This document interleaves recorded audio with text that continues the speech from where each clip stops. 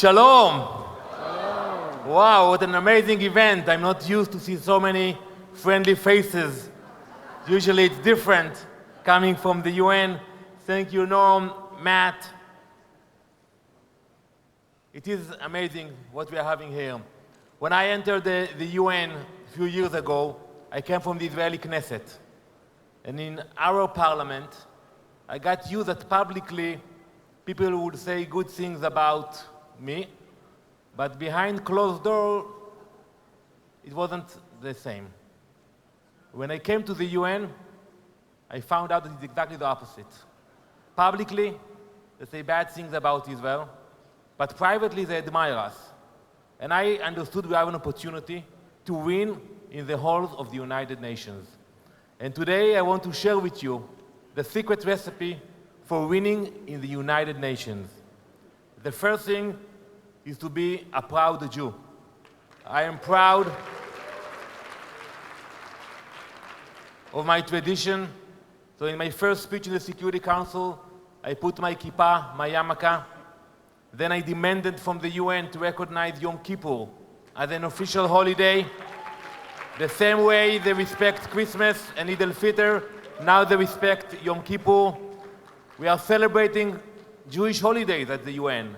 I invite you all to come on the 15th for a Passover Seder in the UN in New York City. George, you should be there.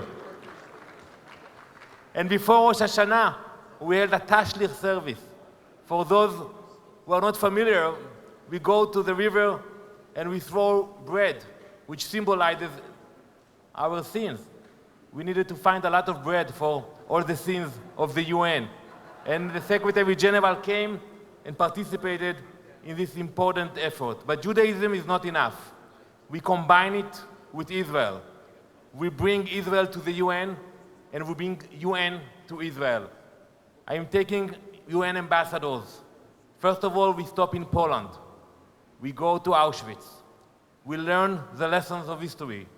We become witnesses, and then we come to Israel. We travel in the city of David. We meet the Prime Minister, the President, and they get to see the challenges, the threats. 2 months ago, we flew all the way to Metula, and I showed the ambassadors the Hezbollah tunnel that penetrated Israel from Lebanon. So when you speak in the General Assembly, they listen to you. But when you bring them, they actually understand it. And it's working. We are winning. I want to share with you 3 victories. The first victory, when I decided to run for the position of the chairman of the legal committee at the UN, we have 6 committees. My colleagues in Jerusalem told me, Danny, we are not running for positions at the UN. I told Prime Minister Netanyahu, don't worry, I will handle it. It was secret ballots. We counted the votes. And out of 193 member states, I received the support of 109 member states. Thank you. And I became the first Israeli ever to chair a UN committee. Last November, just before your great ambassador, Nikki Haley, a great friend of us, just before she left, we introduced a resolution in the General Assembly to condemn Hamas. We all know that Hamas is a terrorist organization, but in the UN it was a challenge. We put it on the floor of the General Assembly, and we got the support in the General Assembly of 87 member states, and 57 voted against that resolution.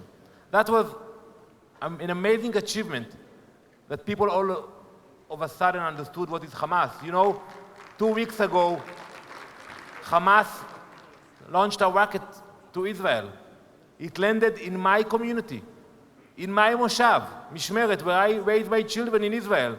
And it destroyed the house of my neighbors 100 meters from where I live. So we have to fight against those terrorists. And the third victory happened 3 days ago, when Turkey introduced a resolution in the General Assembly condemning Islamophobia. President Erdogan wanted to be the leader of the Muslim world and introduced a resolution without mentioning anti-Semitism. Only Islamophobia. That's after the horrible attack, which we are all condemn it, that happened in New Zealand. And I asked my colleagues, how can you condemn Islamophobia and not anti-Semitism? And I convinced many of my friends, including the Europeans, and at the end, we changed the resolution, and it passed with a new language condemning anti-Semitism. For the first time, the UN condemned anti-Semitism.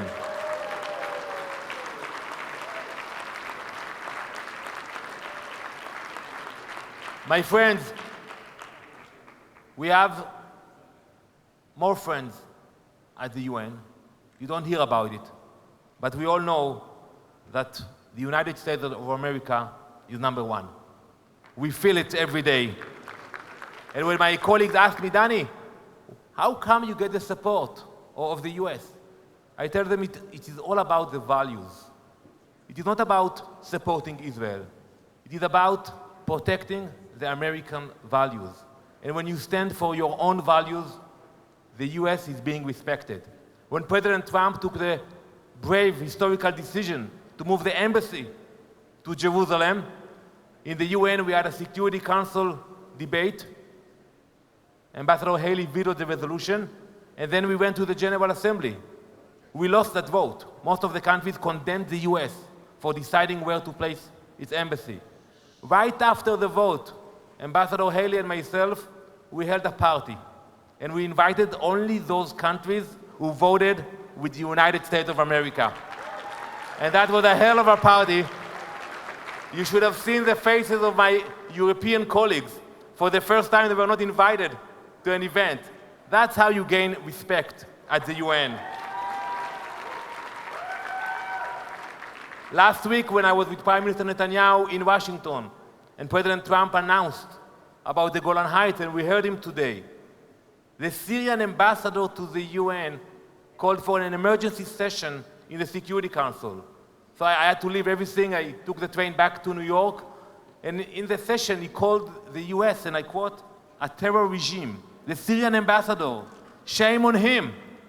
Shame on him for doing that. We all know what is the history of the Golan Heights. We remember what happened in 1973 on Yom Kippur, when they took advantage of our holiest day. And because we were on the Golan Heights, we blocked the Syrian army. We know that. And I asked my colleagues, to whom exactly you want us to give away the Golan Heights? To whom? To Assad? To ISIS? To the Iranians? We will never allow the Iranians or the Syrians to re-enter the Golan Heights or to get to the shores of the Sea of Galilee. Never.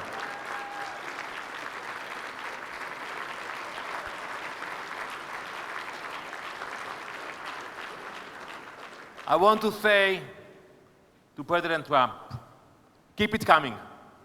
Keep it coming. Keep making the bold decisions. We will handle the criticism at the UN. We know how to handle them. We are waiting for more. My friends, I'm optimistic. I'm optimistic about our future. When I see the technology that we have, the innovation, we save lives. We prevented terror attack in Sydney, Australia, in France. You don't hear about everything. Every day we use our technology to protect the world. And today, more and more countries understand that we provide solutions to their problems. We helped the Pope to visit Africa with our technology. We protected his troops. And I met a UN official, and I tried to convince him to buy a UAV from Israel. And he was very honest. He told me, Danny, if I will buy the UAV from Israel, I will get a lot of criticism in the UN. Let me buy the European UAV, and that it will be much easier. So I told him, can you please show me the UAV you want to buy, the model of the drone, the UAV? And he showed it to me. I took it from his hands, and I told him, look at the UAV that you want to buy, the European one. The engine is coming from Bet Shemesh. You know where Bet Shemesh is? Near Jerusalem. The camera, which is the most important part of the UAV, it's from Haifa. The wings of the UAV from Migdal HaEmek. I told him, you are not buying a European drone. You are buying an Israeli drone, but you're paying double the price you should pay. And at the end, he bought the Israeli UAV.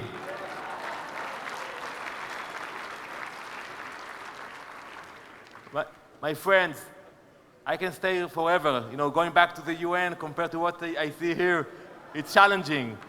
But before I conclude, let's take a step back and appreciate what we have here.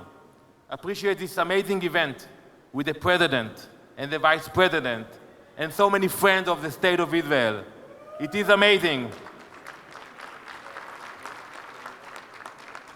We are living in the most amazing era in Jewish history, despite all the challenges. Israel is strong. We are flourishing. We changed the game at the UN. Next week, we will be landing on the moon. Yes.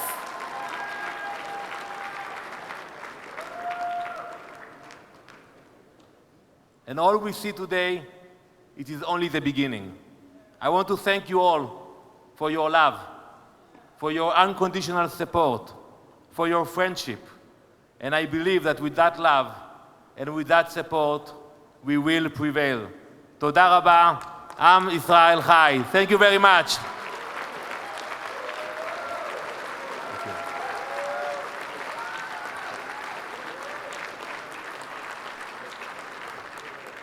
Please welcome Stephen M. Meisel from the Meisel Family Foundation to present